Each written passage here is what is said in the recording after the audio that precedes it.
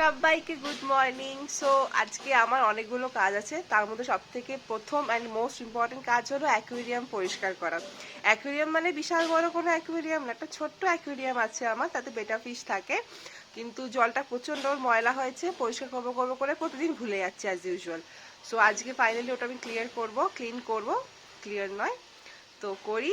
বেচারাটা অনেক কষ্টে আছে, তো তোমাদের দেখাই কি অবস্থা জলটার। দ্বারাও জলটার খুবই অবস্থা খারাপ, খুবই বাজে অবস্থা, সব দোষ আমার।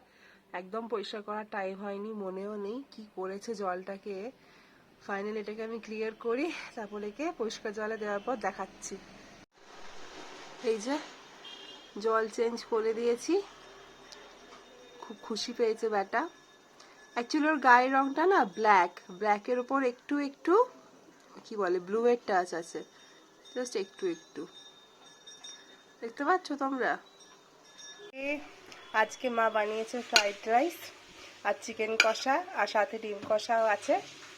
তো গন্ধ শুকে খিদে পেয়ে যাচ্ছে, যা জোরে খুন্তিটা বাজালো। ডিম কষা, চিকেন কষাটা ও কোথায় লেগেছে জানি না, যখন খাবো তখন দেখাবো। দারুণ হয়েছে। ফ্রাইড রাইসটা তো মা দারুণ বানায়, চিকেন কষাটাও দারুণ হয়েছিল।